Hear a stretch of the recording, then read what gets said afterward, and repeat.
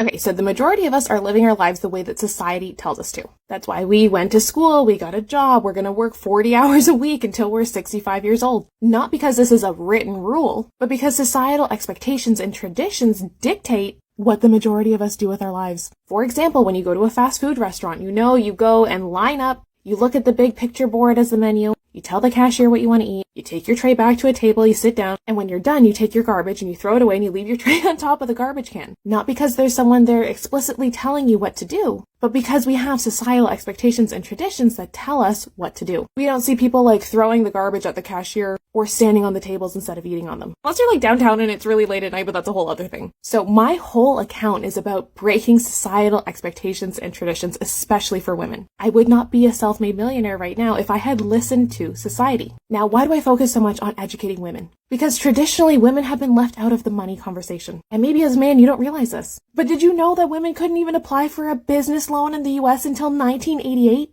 1988. Maybe you also don't realize that many families don't prioritize teaching personal finance to their daughters because unconsciously, because of societal beliefs, expectations, and traditions, they believe that she'll marry a man who will take care of her financially. Maybe she's even been implicitly or explicitly told to marry a man with a good job so that he can take care of her, which is a belief perpetuated by traditional societal expectations and gender stereotypes. And the thought that her place is in the kitchen and his place is in the finances might be changing, but unfortunately it's still pretty prevalent. And by ignoring how societal beliefs, pressures, and rules impact your thoughts means you are missing a big piece of the puzzle, because your beliefs become your thoughts, and your thoughts become your actions, and your actions become all of the results that you get in life. If you don't believe that you can be good with money, because that's a man's job, you will never take the steps to learn, because your beliefs become your thoughts and your thoughts become your actions. And it's not because you can't, it's not because you don't want to, but it's because you've been told that it's not for you.